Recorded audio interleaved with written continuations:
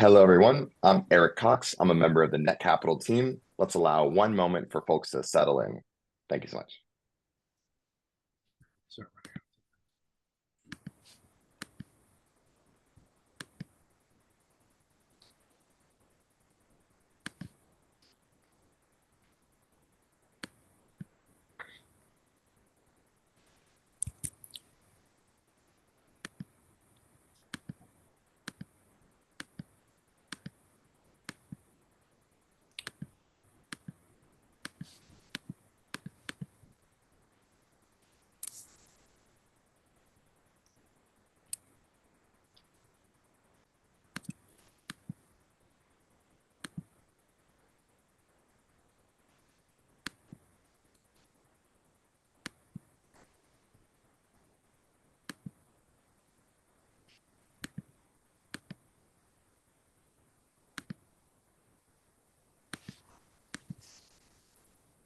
All right, folks are still coming in, but let's go ahead and get started.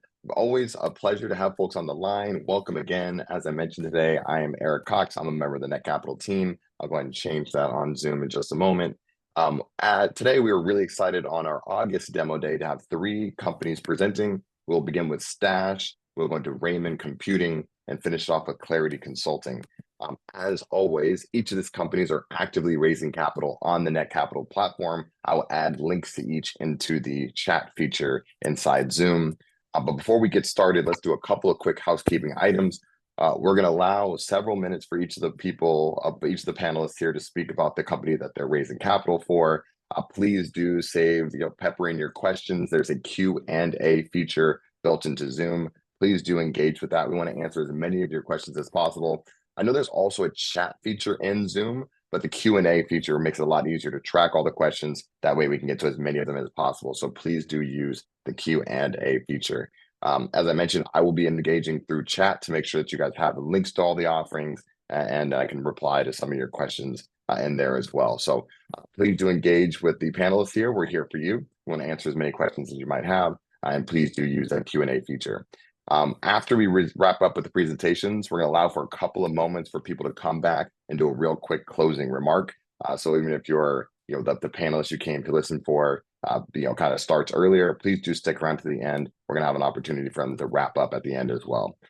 So with all that being said, we have three companies, as I mentioned: Stash, Riemann Computing, and Clarity Consulting. We're getting started with Stash. Come on in, Stash team. Go ahead and present with your screen. Go ahead and share your screen here. All right, let me start off by introducing Kelly Dansby. He's the producer of Stash 2. This is the movie that we are going to be showing you today. Well, not the movie, just a clip.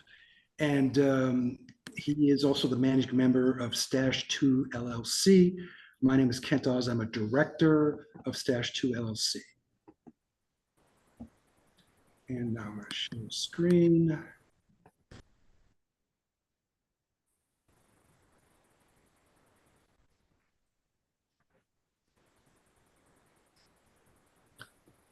So before we talk about Stash 2, we're going to talk about Stash 1. Kelly, tell me about Stash 1. Stash 1, we filmed during COVID on a shoestring budget. It took us 20 days to film. We won 3 awards: the 2021 New York Tri-State International Film Festival Award. We won the 2021 Indie Fest Award, and we was an honorable mention the 2021 Roma Short Film Festival. Stash is now streaming via pay-per-view on Prime and also free on Tubi.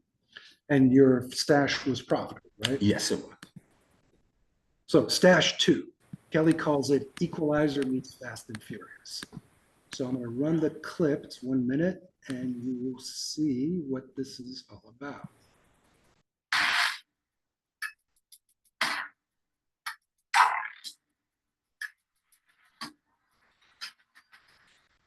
The person who killed my brother is still out there.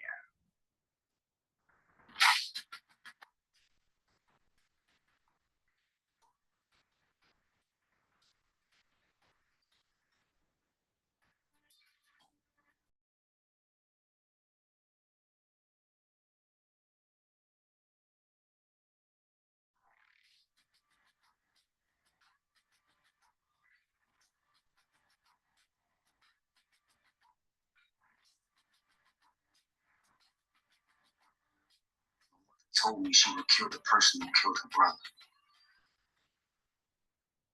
That's the idea.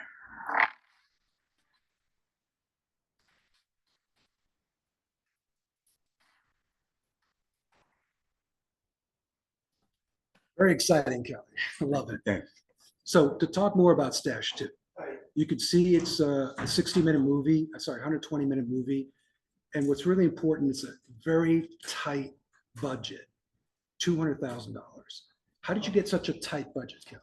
Well, technology is giving us opportunities to buy cameras and to bring back that production cost. So within bringing back production costs with cameras, as well as getting locations at a discounted rate, and or a lot of times we will get donated locations and actors. We have stellar actors, and those actors wanted to build a resume, so a lot of people was excited to work with us. All right, so for example, Kelly was able to get someone to donate their yacht for a shoot. For our scene that's not in the teaser, but it's a scene that we did in Miami on a yacht, and as well as we're going to do a Learjet scene, which is our last scene in Miami. Very exciting. So here's our schedule. And Kelly, what's the significance of the schedule? So within a movie production, there's 4 steps that we go through. We have development, which we completed. We have production, which we already completed. And then we are currently, pardon me, we have pre-production, which we completed. And right now we're in production. Production is a 27-day shoot, of which we are 90% in. Right. So that, investors, is something that's really important because it's a risk reduction point. So we have a low budget. To me, that's a risk reduction point. The movie's 90% completed. That's a second risk reduction point. What happens after production? We go into post-production. That's when you lock in your special effects and do some test screening. Then what happens, Kelly? Then we present this to a major distributor. So we have a special screening and we invite major distributors like Lionsgate. And if you get a deal with like a Lionsgate, what happens next? Lionsgate and major distributors, they then negotiate your movie to get in box offices as well as streaming internationally and domestically. So we want to talk about the industry as a whole for a minute. You can see that in the revenues in 2022 was $27.3 billion. We're just trying to get a teeny sliver of that. In films that are in our category, which is into indie films, you can see these 2 indie films here were produced 23, 24, both went to box office. You can see the revenues they achieved in the box office. Does that include streaming, Kelly? No, that's strictly movie theaters, internationally and domestically. And in this case, it doesn't say which way they went, if they were strictly US based or national, international. So that's what we're aiming for. We're aiming to be in this group of independent films, aiming to get box office of that amount, and then aiming to get streaming rights as well and the revenue from that. Let's talk about incentives. So one of the incentives we're going to have for this is for those that always wanted to be in a movie. For every $100 that's invested in Stash 2, the Heartless LLC, you'll get 1 entry. So for, in my example here, $1,000 investments, 10 entries. And we'll do a drawing once we close out, and whoever wins gets a cameo appearance. Where, Kelly? In our very last scene, which is on the Learjet. And if you have a product instead that you want to pitch, we can do that as well. The other thing I wanted to talk about was what happens after you're done with Stash 2? Well, once we complete Stash 2, we have 3 more films that we are going to produce, which is already now in development stage. So we have Engorde, which is a horror film. We have Unfaithful Bliss, which is a seductive suspense movie. And then we have Stash 3, The Heartless, which is our 3rd movie in the within our trilogy. And so what we, as another incentive, what we are trying to do is amend the operating agreement of Stash 2 LLC such that investors in Stash 2 LLC will get shares in each one of this movie in a proportion of 10 to 1 or 1 to 10. So for every 100 shares you put in Stash 2 LLC, you would get 10 shares in Engorde, 10 shares in Unfaithful Bliss, and 10 shares in Stash 3 The Ruthless. And so look, Thank you for your attention. That ends our presentation. Thank you so much for sharing. I always appreciate the opportunity to see like the inside, behind the scenes, the trailers, the excitement, energy from the team and the production. Thank you so much, both to you, Kelly, and to you, Kent. Being the producer and directors on the team here, can you talk a little bit about how you guys met, your relationship, what drew you to each other, and what drew you to this project? Well, I've known Kent for over 20 years. He's always been behind me in a lot of my ventures back when we was doing music. We lost a little during COVID, and before COVID, we lost touch, and then we was able to get back together. As far as I bumped into him in the street, hey Ken, how you doing? I explained to Ken where we was at and got him involved with Stash the movie, and then now we've developed Stash to the Heartless as a company, and together we look forward to doing business in the future. Yeah, no, Kelly's got the vision. Kelly's got the artistic sense. Kelly understands the market, the music, the movies. I don't understand any of that. What I understand is law and finance. So it's a perfect match. It sounds like a match made in heaven. And you talked about going through the pandemic, and there was also the writer's strike. I feel like it's been a tough time in many capacities for the industry, but it does feel like an incredible opportunity for independent films. I feel like people are watching things that they otherwise weren't watching. People are getting access to things through streaming that they otherwise didn't have access to. Can you talk a little bit about the resilience that you had to garner going through the pandemic and the strike, and kind of this new era of people finding and consuming content that isn't just big blockbusters? Can you talk a little bit about that? So yeah, so during COVID, the platform stream boomed. Netflix just boomed, right? Because everyone was in the home. So New York City at that time, where we filmed Stash the movie, it was loosening up a little bit. People was going out. So people was a little more interested in just getting out the home. We was protected, we used masks, and we just like, hey, let's just go and just film this movie, right? So we filmed the movie. And then after post-production and everything came together, we said, hey, let's put us in some festivals. But as you see in the slide that we put, when it says the movies are back, because the theaters closed down, which made streaming more. So now you have multiple platforms. You have Prime, which has a free version, which is freebie. So you have multiple platforms. What we want to do through our distribution is be a paid subscription. So for example, when you go to Prime, if you watch it for free, that meant that Prime purchased it. If it's pay-per-view, that means we put it on the platform. So through our distributors, we're looking for distribution deals so that they purchase our product from us. But to answer your question, the industry is back, as you can see through box office sales.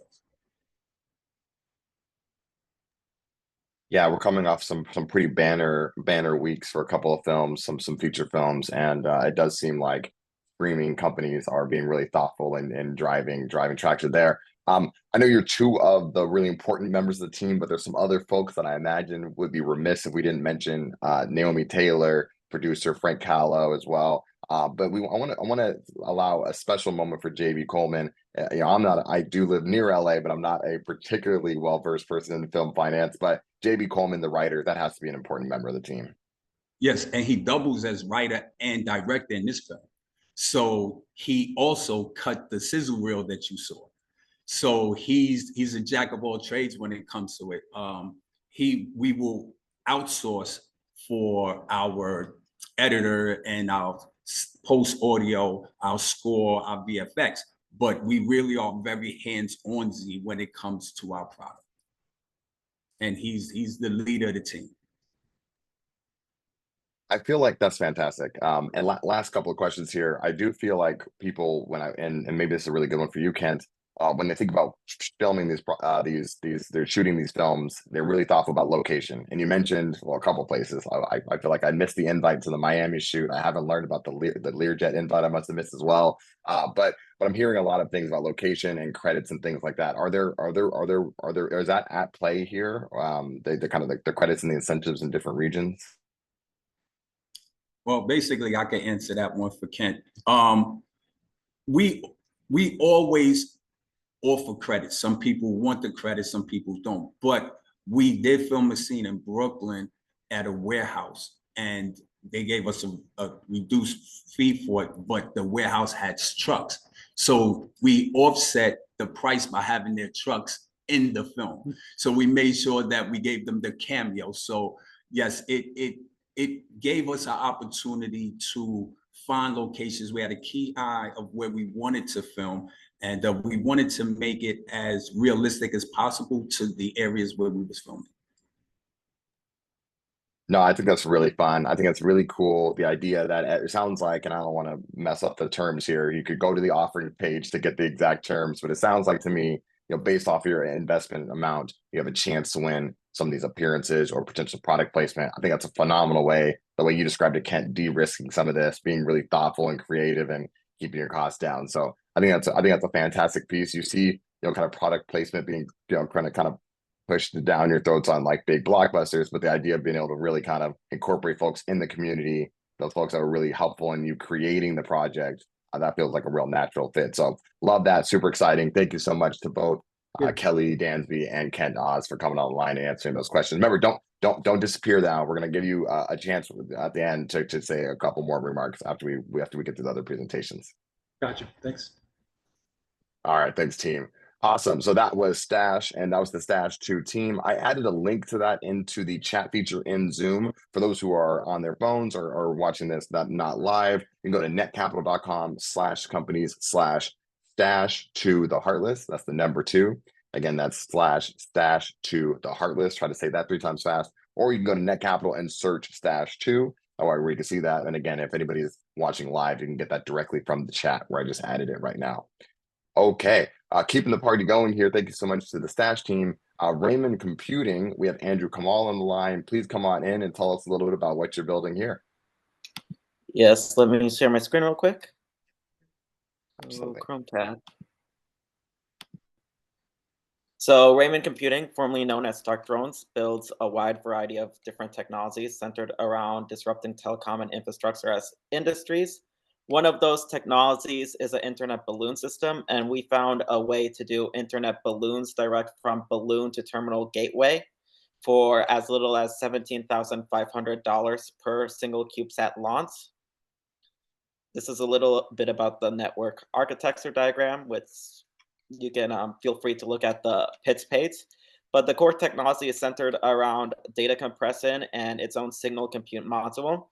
Our data compression is 20x cheaper than the #1 player in the world, according to the data sources that we have so far. The #1 player in the world, according to Cable.co and Talk Home and various sources, is Israel, and that's supposedly, I think, the Israeli Defense Forces. We are 20x better in terms of cost optimization. Our goal is to be able to launch pilots in different cities. So we're currently pending FCC approval. This is a highly regulated industry. And we have basically each pilot that we do requires a telco license, it requires land, it requires infrastructure, legal costs, additive manufacturing.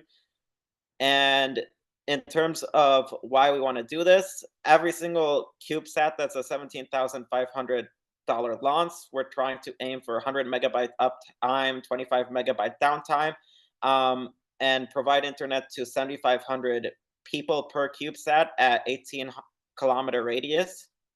And then we have a cost per satellite comparison because we utilize data compression and miniaturized CubeSats, as well as like a helicite or aerostat to carry the balloons. Our costs are actually much lower compared to the competitors. This says 10 megabytes, but Zen 2 is being designed for actually 25 megabytes, and the goal is to have $5 a month internet plans. And that's with profit margin. Other technologies we're trying to do is telemetry plus power.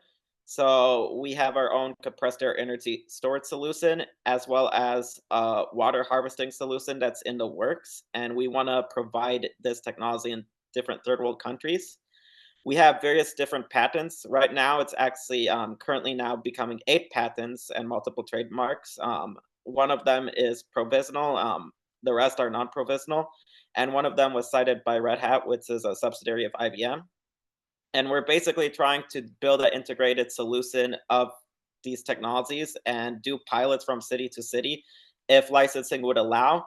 The main goal outside the US of different third world countries, especially in places like Ethiopia or places where resources are going to be very scarce, because scarcity in resources actually is one of the biggest causes in the world of genocide and war. And we believe that this could actually solve this or be an integrated solution for a lot of like Africa, Southeast Asia's problem, as well as even helping here in first world country where cabling for internet, for example, is sort of bought. The rights for your internet is bought in terms of you having a subdivision or a builder having a subdivision, someone buys the cabling rights. Since we do internet balloon and we don't require cabling or fiber optics or any of that, we have a way to sort of bypass that.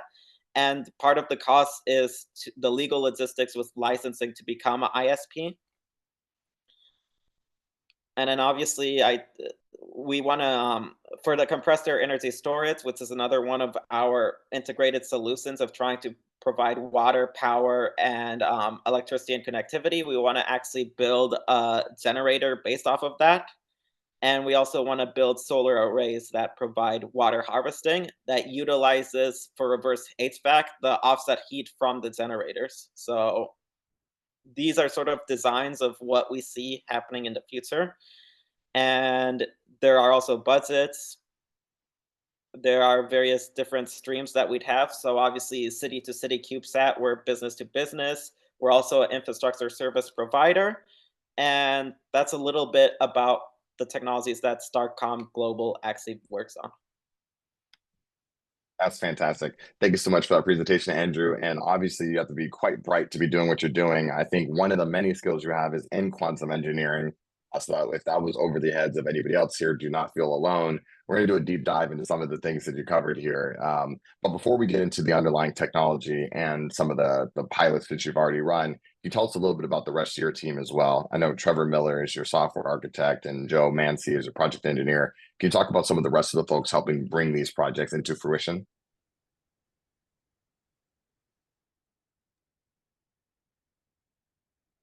Yeah, looks like we might have frozen there.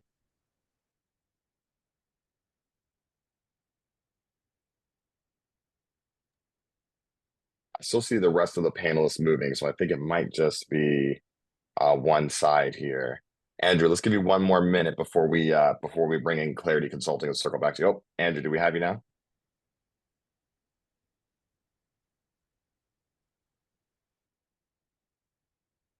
You know, it's funny. There's always opportunity for technology to help you and then to let you down. But okay, it looks like we're reconnecting to audio. Let's allow that one more moment. Oh, thanks for bearing with me for my panelists, my attendees here. About that, can you hear me? Hey, we can, no problem at all. No, I was actually just can you hear me as well, Andrew, before I dig in? Yeah, I can hear you. I'm gonna answer the question in regards to team. Trevor Miller worked on a platform called BitBazes, which is kind of a subsidiary / partner with Riemann Computing. BitBazes is like a peer-to-peer blockchain platform that's centered around digital identity and multi-chain hosting on the blockchain. But basically, the software that he's building is going to be the architecture for people logging into like their ISP plans, for people being able to have user accounts and authentication, and it's very cool. Other people like Joe Mancy. So Joe is basically helping with optimization for project costs. He's a very good engineer. He knows how to minimize costs for a lot of these pilots, which is very important for these types of launches. And that's actually his specialty, is cost optimization as a project engineer. So he's sort of like kind of in a way almost like my right hand man when it comes to a lot of the launches and things like that. And then we have people in media. We have advisors that are trying to bring this technology to different countries, especially in the third world. And that sort of makes our core team, besides a few business dev guys on the side.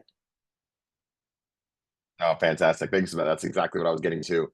And there was some, and you actually mentioned being licensed as an ISP already. You mean as an internet service provider? Are you going through the licensing process, or have you We're already going through completed the that licensing process? process. We're not licensed already. Just a quick clarification. We're going through the process, so there's a lot of due diligence involved in terms of like lawyering and stuff like that. I'm mostly pro se, but part of it is trying to get a DNIC number, a ROA number, Section 214 authorization. Then you're also talking about experimental authority from the FCC. Then you're talking about working with city councils. We're already working with having applications already pending with the FCC, and we're already talking to different city councils. One of them is Harbor Beach, which we did a telemetry test launch before, and we sort of have to go from low elevation to higher elevation. So it's sort of a lot of bureaucracy, but that's also given that this industry is highly monopolized. So you have Intellisat, Starlink, Comcast, T-Mobile. Obviously, they don't want to make it easier for you to bypass traditional centralized ways of, hey, I bought the rights to cabling in your subdivision. You're stuck with our internet plan, and we could just throttle the speeds and prices. So No, yeah, there are definitely some incumbents that I imagine are going to be interested in either working really closely with you / acquiring you, or trying to keep you from getting to that position. No, that's really, thank you so much for doing a kind of a clarification on the ISP component, but that is fantastic. Let's talk a little bit about, because the technology is so exciting here. Let's talk a little bit about your intellectual property strategy here. So I see a couple of exciting pieces of traction already. Your compression algorithm is patented. Can you talk a little bit, I guess, about some of the protections you've put in place for the underlying technology, including that compression algorithm? yeah, I mean, with protection, there's still infringement that goes around every once in a while. I mean, we even have a case with potential infringers right now, so patent is not the last step. But we cross-patented in the US, and we recently heard from our examiner. We're still waiting on a confirmation from the Chinese patent office that it also been approved for grant in China. It's a two-way system. So basically, data compression is used to compress the network packets for signal latency, and then the other part is our signal compute, which is why the compute module was patented. So the compute module offers basically like inter-peered connectivity from CubeSat to gateway, and we're compressing the actual network packets. So that's sort of how it's built as a system. There's another thing we're working on currently that has not been patented yet. It's sort of a trade secret, but we also have our own composite to try making even our own helium balloons to hold helium for prolonged time periods. There's already a lot of industry players like Aerostats by Helikite and stuff like that that does that. We found out the cost of those types of specialized balloons is too costly, so we're like, why don't we just make one of our own? So very interesting stuff. Super interesting. Yeah, not just the compression algo, but also the compute module. And that sounds good. Almost felt like building in potentially a material science play here as well with the helium balloons. That's fantastic. As a reminder, we're about halfway through our time here on the entire program. Please continue to ask your questions through the Q&A feature built into Zoom. We want to get to as many of those as possible. And we are on the line speaking with the team with Riemann Computing, formerly Stark Drones. I'm adding a link to that into the chat feature as well in the Zoom here. For those who are not looking at the screen themselves, you can go to netcapital.com/companies/Stark Drones. Again, it is Riemann Computing, formerly Stark Drones. But you can go to netcapital.com/companies/Stark Drones, or search Stark Drones on the Netcapital platform, where you can learn more and potentially invest. A couple more, one more quick question before we wrap up here, because this is actually a really exciting piece of traction as well. For folks who want to understand where you are in the process of being able to deploy these balloons, you already had a city-approved telemetry test launch for the internet balloon system. Can you talk a little bit about some of the traction involved and actually launch? Yeah, we were able to directly have a CubeSat that was live feeding. It was at the bare minimal elevation, which is past the 400-foot mark, so 500-foot elevation. We have a 1250-foot elevation launch that's pending approval by the city of Harbor Beach. We don't know if it will be approved or not. Obviously, there's a lot of bureaucracy with that process. City council is actually meeting on the 19th to discuss that. The goal is to get it all the way up to launch by launch until we get 5,000 foot elevation approval. And then if all the tests are successful, obviously we want to now pitch to Michigan Public Works as being, and this is assuming FCC licenses are underway, of being a telemetry provider and actually having fully tethered permanent balloons in the that are offering people connectivity. So I think for the developed nation, the exciting prospect is that you can like kind of you remove some of your dependence on your current internet service provider. And you know, a lot of us have fiber optics. A lot of us have just one option. Some places have even fewer than that. There are still parts of the United States that don't have true access to high-speed internet, which is a shame. Can you talk a little bit about the humanitarian impact, though? You did mention, you know, how much strife results from, you know, not having access to resources. There's lots of parts of the world that don't have access to high speed or even just access to internet in general. Can you talk a little bit about, you know, what, you know, your vision for access to the internet as it sounds like maybe a basic human right? You're going to talk just a little bit about the humanitarian impact of being able to access this yeah, information through. yeah, there's two things I wanted to quickly mention. ISP plans are currently just the present. Right now, the goal is eventually to create codecs that would be like ISO standardized, which is a whole bureaucratic and legal process that we're hoping eventually to get funding for. But in terms of what our end goal, like phase one, is internet. There's a lot of digital literacy gaps. There's also the idea of being able to outsource people. So we believe that connectivity could offer actual double-digit economic growth for a lot of tier 2, tier three countries. And then the other thing is water and power, especially when you talk about like the scarcity of resources in relation to like plantation and various things like that. That is one of the things that sort of orchestrates like a lot of these genocides. Like Ethiopia, there's about 10 to 12 million people that are expected to die off of starvation and resources getting shut down. We're building a way where people could have a solution for what they need in terms of power, water, connectivity, and all the basic needs that's centered around infrastructure that's still cost effective, that still could give us decent profit margins, and could still end up being substantially cheaper than a lot of the mainstream infrastructure providers. And hopefully that would fix a lot of those problems and those issues. Obviously, less censorship when you're dealing with a way to have WLAN, TCP/IP connectivity, and freedom of information, freedom of truth, and all that are other aspects of it. So definitely a humanitarian component. We actually have even our own nonprofit sub entity that wants to eventually get into that niche of being able to offset and provide some of these even in the future for free if they're subsidized by grants and things like potentially maybe proposing World Bank grants and all that. That's amazing. I really wanted to just share a little bit about that vision of it because this is bigger than me having lower latency while playing Fortnite. This actually has a pretty potentially a pretty big global impact. So I think that's incredible, Andrew. I have to sneak in one more question that came in. Sorry, before we go on to our next presentation. Does this tie in at all, or do you imagine this could tie in at all to the infrastructure bills? We're having a lot of conversation now at the federal level around supporting building on infrastructure. And I do think high-speed internet and internet in general connects in there. Are there any relationships there that you want to tie into some of the kind of pushes towards infrastructure, at least in the United States? Yeah, I mean, a lot of the current regulations are centered around outdated infrastructure or the outdated grid, especially when you're talking about these balloons, right?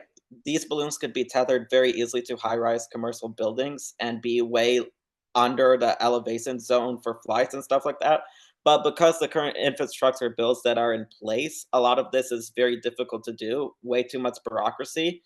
And a lot of people have had bills centered around updating our grid from power walls to actual telemetry mechanisms that could be better, especially when you're talking about, let's say this is approved by the FCC, then you have to go on the state level, then the city level, and then you have to do it state by state by state traditionally. And there are ways where bureaucracy could be greatly diminished if some bills that would allow for more open infrastructure, especially when you're talking about direct US exporters and importers, made in the USA and all that as being the core. I think that's very important, even though some of our electronics are made overseas. The team that builds this in the US if we're going to do like US launches per se. So it's definitely very important to have bills in Congress that pass that allow for things like these to be built without over regulation and over bureaucracy that's traditionally made for monopolization of these industries that prevent the small players and the innovators. Wow. Well, thank you so much for the work that you're doing, Andrew. I appreciate you coming on and sharing your vision for Riemann Computing. Again, I did add a link to that. You're going to search Stark Drones. This is Riemann Computing, formerly known as Stark Drones, on Netcapital. Thank you so much for sticking around. And Andrew, please hold on. Just like I mentioned to Kent and the Stash 2 team, excuse me. Please do stick around because we're going to do some closing remarks. I'm gonna give you guys, now that we're going into our last presentation, I'm gonna give you a heads up on what the closing remarks will be so you can get ready. We're gonna talk about why now is the perfect time to go to Netcapital and invest. And if there's something that anybody could do besides investing, what can folks do to help you? So why is now the right time to go ahead and open up their wallets and invest through the platform? And then if there's something besides cash, let's talk about what that could be so we can help each other get to the next level. Okay, thank you so much, Andrew. On to our last, but certainly not least, we have 3 team members on the line here with Clarity Consulting. Thank you so much for sticking along. We're looking forward to hearing from Steve and Paul and Brian. Feel free to come on in and tell us about what you are building with Clarity Consulting. Absolutely, appreciate it. I'm going to share a presentation here. Can you see that fine? Yes. Okay, super. I'm Steve Nyers, happy to be here. On the line with me is Paul Williams, who is our Chief Technology Officer. Go ahead and wave, Paul. He's the brains behind the technology here. And also Brian Desilets, who is our financial expert and brings so much to the table, introducing us not only to a lot of our customers, but also brings in the financial acumen that we need. So moving on, I think the best way of describing our problem is a quote by our director, FBI director, Christopher Wray. Basically, he's saying that hackers are targeting our critical infrastructure, water treatment plants, electrical grid, oil and natural gas pipelines, transportation systems, and the risk that poses to every American requires our attention now. So in case you didn't get it, there's a little sense of urgency around there.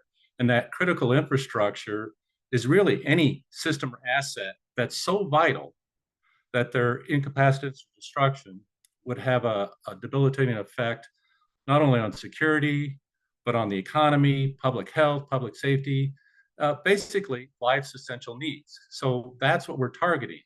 You might ask, how long has this problem been around?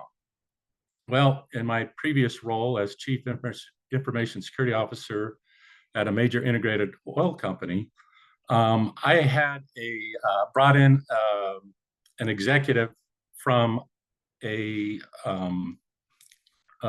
security company.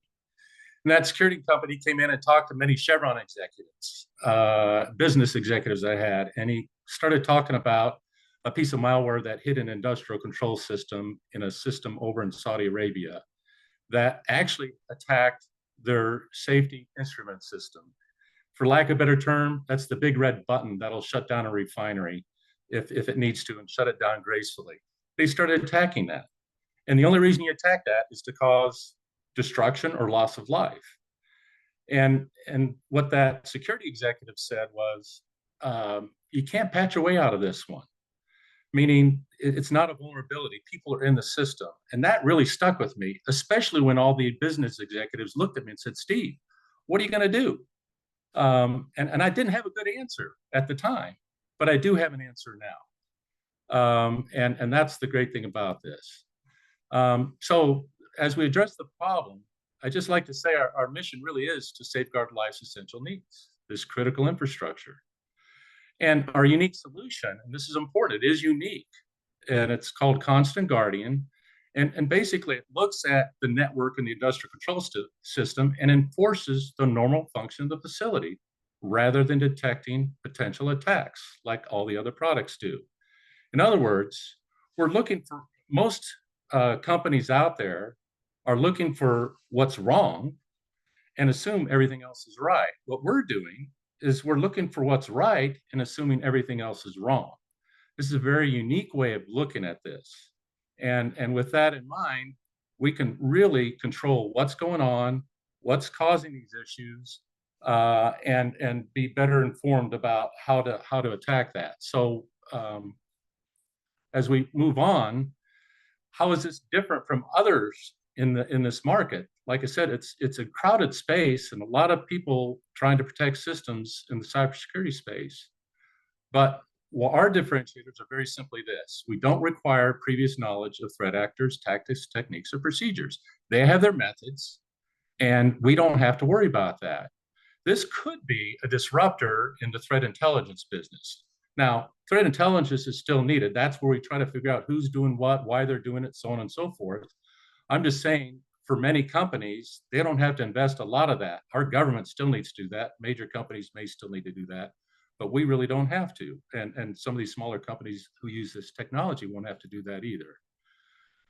Very importantly, we don't require existing facility hardware or software changes. This becomes very critical from the standpoint of these industrial control systems are very old and antiquated. They were built to last for 50, 60 years, and many of them are that old. And you don't have to make any changes to that, which is very good. We offer strong defense against both cyber attacks and facility operator errors. All the other products on the market, for the most part, are protecting against bad actors, malware, people doing bad things. Well, we do that also, but not only that, if an operator makes a mistake, intentional or non-intentional, but usually unintentional, we can detect that and prevent that from occurring. So that's a very big differentiator. And finally, our patent analysis allows detection even as the smallest changes to facility operations. These operations, these aberrations that can occur, will eventually come to fruition if they aren't detected early enough. And the way we look at that is we are completely transparent with what should be happening.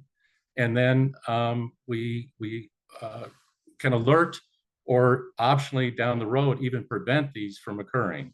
So that becomes very important. We have quite a bit of intellectual property. The first two up there are granted patents. And the first one is for our base system for industrial control systems. We also have 3 pending patents going on right now that are very important. The one that's probably the most interesting out of that, well, they're all kind of interesting, but the fact that we can correct errors of all types is very important. But the diagnostic facility emulator becomes very important. That's how we map out the system and know exactly what should be happening, what the good looks like. And then once we do that, you can actually use this facility emulator and test out all sorts of other products with it. And that becomes very important as we go along. Finally, we have several upcoming patent filings. We will be getting some international patents going. And we have some other innovations that are trade secrets right now that I can't talk about, but those are still coming, all to protect everything that we have going right now. What's the market outlook right now? In the global cybersecurity market, you're talking about $140 billion in 2021, and that's growing at a compounded annual growth rate of 13.4%. So it's continuing to grow, will be quite large shortly. The operational technology cybersecurity market, which is the area we're really focused on, was worth about $16 billion a couple of years ago, and now it's going to approach $32 to $35 billion.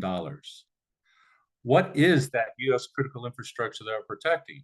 We're talking about public water systems, 155,000 plus of those, publicly owned wastewater treatment plants, over 92,000 dams, 300,000 miles of interstate and interstate pipelines, 210 pipeline companies. It goes on and on. I mean, we're talking, when you add all that up, almost 750,000 facilities that we can potentially protect. And that becomes very important also because as we go forward, you obviously want to see growth in this area. Our market focus will be early on is a sector focus. In other words, we're focused on water treatment plants. And that sector is currently definitely under attack. Okay, what we're doing is continuous adapting and improving the technology. Quick story on our first installation and how we're adapting. Paul was part of the installation team, and as we're going through, one of the operators in this plant that removes removes excess water from a detention pond, pumps water out so neighborhoods don't flood. He was going through the plant with him, and all of a sudden a pump turns on, and the operator there says, "That's not the right pump that's supposed to turn on. It should be pump one, and that's pump two." He could tell by the sound what was going on, but he had to be there to hear that sound. And then what we're discovering is that with our technology, all of a sudden they're going to get some facility diagnostics that they can get alerted even if they're not at the plant. So you don't have to have somebody at the plant to do this.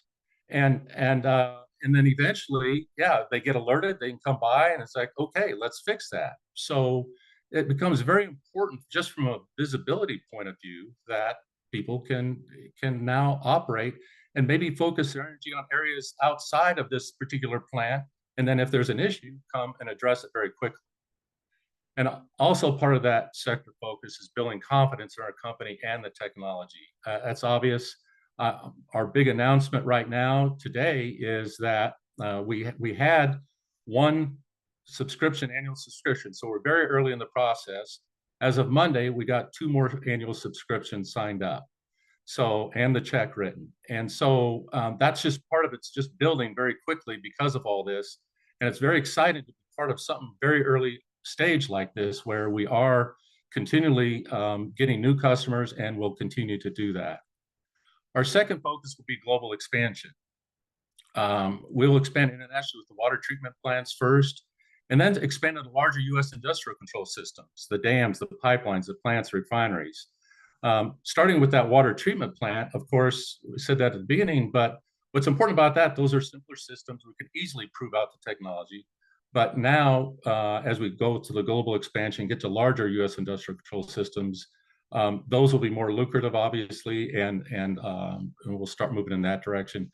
And once we do the U.S. industrial control systems, then we'll move into expand into the international patents. So, excuse me. Sorry about that. Okay, so our executive team, I introduced Paul and Brian very quickly, but we do have almost 100 years of combined expertise in information technology, cybersecurity, financial business, and human capabilities. So we are very uniquely equipped to protect life's essential services. We feel like we have the experience, the knowledge to really make a dent in this.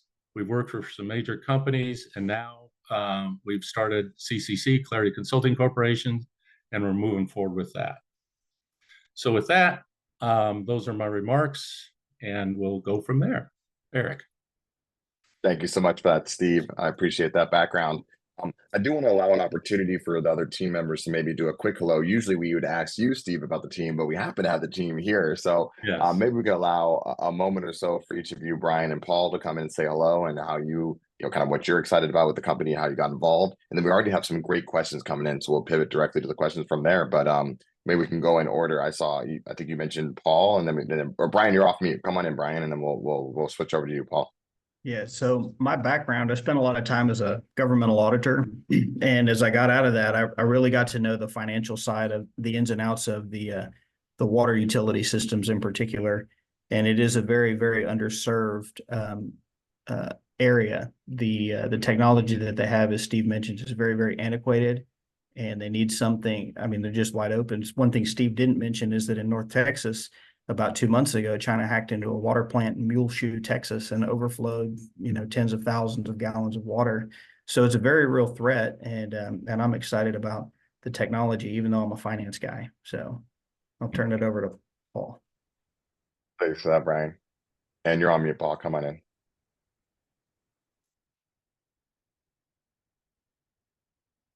Hi, everyone. Paul Williams. So I started at age 13 with my first cryptographic break, crypto analyst, and got into a bunch of technologies. 1985, in the world of technology, robotics and so forth. 1991, cybersecurity, had some national papers published. Antivirus software published worldwide in 1995, 1996, and became a professional enterprise consultant in 2001, working for many of the Fortune 500 companies, some of the biggest companies in the world, and multiple defense and U.S. Government agencies as well. And been in the ICS, the Industrial Process Control facilities as well since 2004.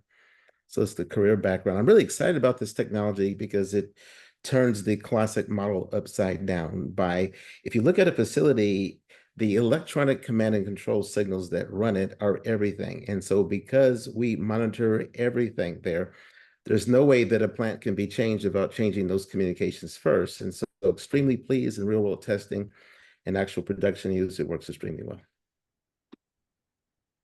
Thank you so much for that. Thanks for sharing your background and what gets you excited about this. It reminds me of, I mean, in the kind of, we just had a film presentation of Leave the World Behind, and it was basically just attack the critical infrastructure and let the human do the rest. It was a terrifying indictment of the human being, but I think it was also one of the more eye-opening experiences of like how vulnerable some of our critical infrastructures are. I love the wastewater application as the first one. I saw part of the expansion plan includes nuclear power. And I was excited to see that. It took until 2019, but our nuclear power plants are finally off of the floppy disk. So we are going in the right direction. It seems like technologically. Yeah, and that's a great point, Eric. I'll just say that as we get into advancing and getting the technology up to speed, in general, those are internet capable and network connected devices, and that just provides more opportunity for the bad guys to get in, which makes this even more important to get out there. That's a great point. Yeah, absolutely. Absolutely. Okay, some fantastic questions already coming in. So somebody asked, so whitelisting good behavior is a common cybersecurity practice. How does Constant Guardian differentiate itself from traditional whitelisting in cybersecurity? Good question. That's a great question. Paul will give you a great answer on this one. Yes, great question. So there are many companies out there that whitelist applications, the way applications work, whitelist all kinds of things, but we're the only one whitelisting command and control traffic. As I mentioned before, electronic command and control traffic is what actually runs the plant, turns on the motors, turns on the heaters. That's what we're whitelisting. We memorize the way the plant's supposed to work, right down to 1/10,000th of a second timing, and anything else we block, negate, alert. And that's what makes it error-proof. Again, we're whitelisting traffic. Our patent covers every application of that. It's the only one. That was a great question and a great answer. Yeah, Steve, you did not disappoint with that tee up. Continuing on this thread, another great question. How does Constant Guardian protect itself from shooting down legitimate behavior? So let's say a plant has a specific operation that only occurs once every 6 months or a year. How does it know how do I know it won't shoot down this highly irregular event that would surely appear to be anomalous? Another good question. That's another great question. So there's multiple different ways. You can just run it, that offbeat process when it starts. Let's say some pump comes on once every 6 months. Right away, Constant Guardian is going to flag it up on the screen, and they can put an override saying ignore this or allow it for a day, a week, a month, a year, or permanently. And of course, different levels of codes for that. They can also call us and we can adjust it remotely. There's cool things in the code to allow for that already. So it's seamless, painless, not an issue. And I think the important thing is when we deploy this, we are asking those very questions. Exactly. What are the things that may happen only once every 6 months? So we'll get that into the code early on. Exactly.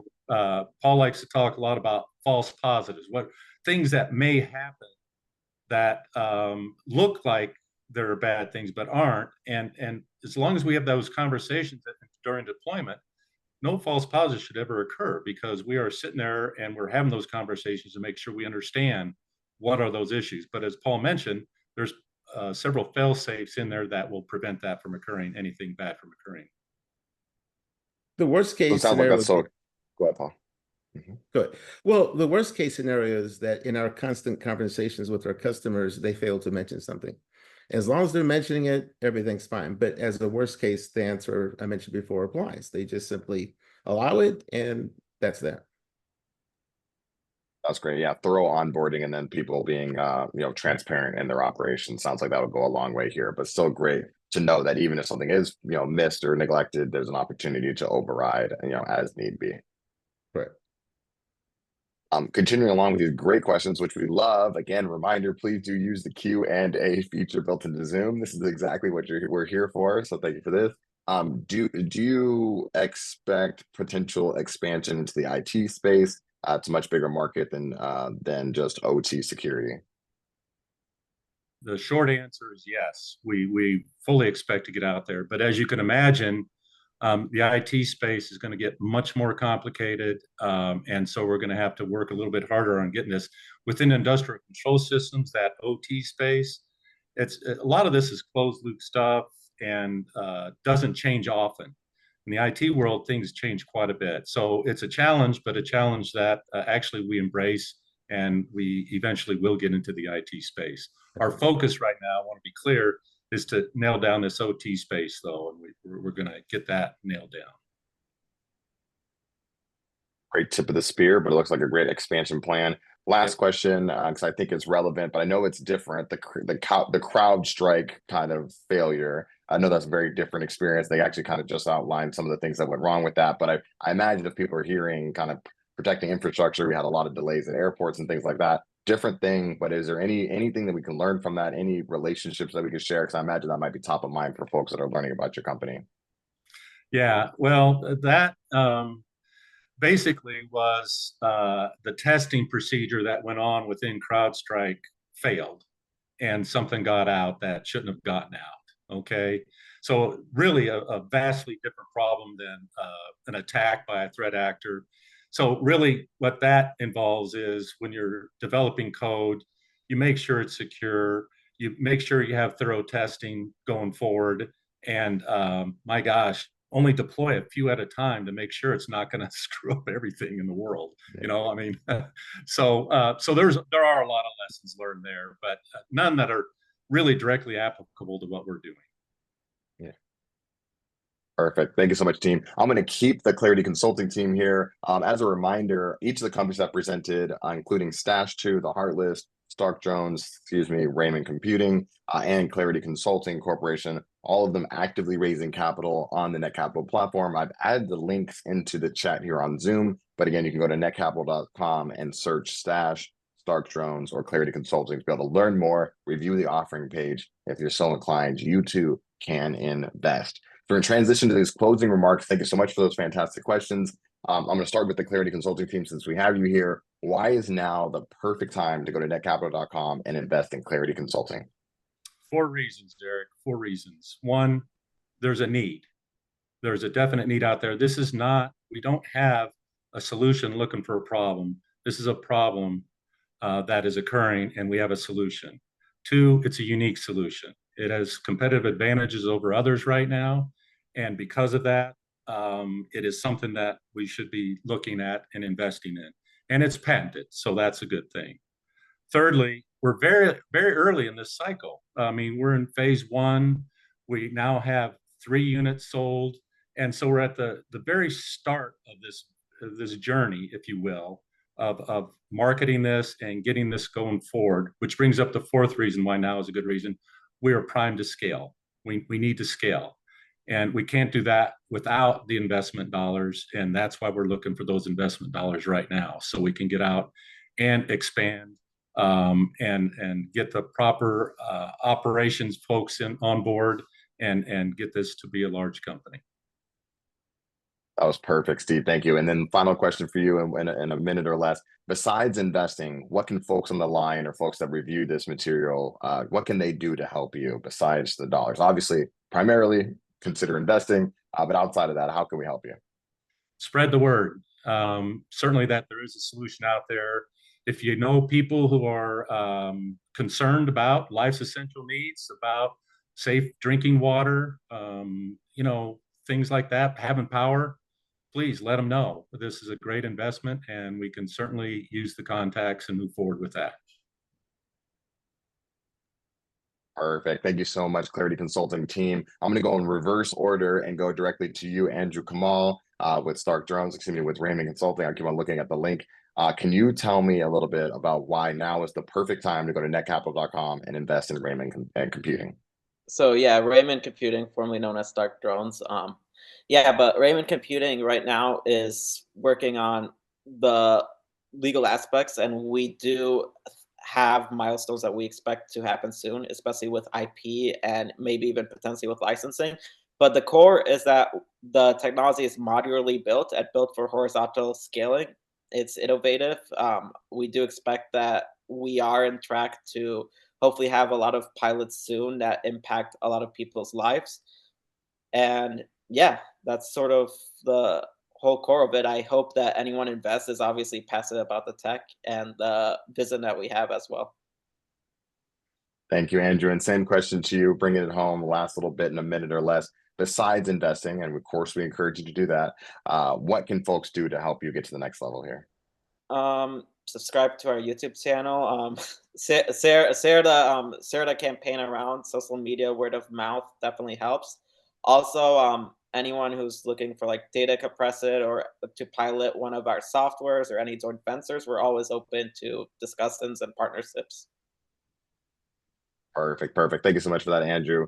And last but certainly not least, we have Kent and Kent and Kelly on the line here. Tell us why is now the perfect time to go to Netcapital and invest in Stash 2, the sequel?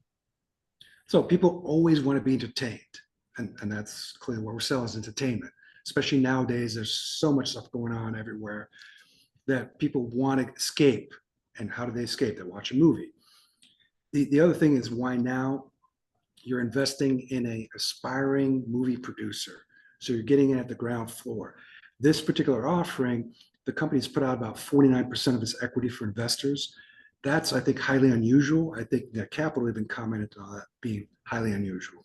So yeah, this is Kelly's foray into raising funds through a platform like Netcapital. He wanted to be successful, so he gave away a big chunk of his company. And this is what Kelly has done to reduce the risk of investments, as we discussed earlier, low cost, most of the movie filmed. So your risks are dramatically reduced. Anything to add, Kelly? No, perfect. That's exactly it. Perfect. And then last question to you, bring us home here. Besides investing, and we do encourage folks to do that, what can people that are watching this do to help support you in your journey here? Well, basically, we reached out through social media, and we just feel like for those, there are vanity purchases. There are purchases that this is one of those purchases that we feel that people say, hey, it really felt good investing in this film, word of mouth, getting the film out. As far as for us personally, what it would do for us is we'd be able to complete another goal. So as we build our resume, as you see, we already have 3 more movies coming down the pipe. We are constantly building our resume. So within the next 5 years, we will probably be on either movie number 5 or our first series. So streaming has series. What we're doing is building our resume. So for anyone to get on the ground floor with us now and be able to link in with us as we grow, they grow with us. And we've given that opportunity by giving the invest in Stash 2, and you get a little bit of Stash in our next 3 films. So we will continue to give those type of offerings so that when a person invests with us, they feel like they're in it for the long haul.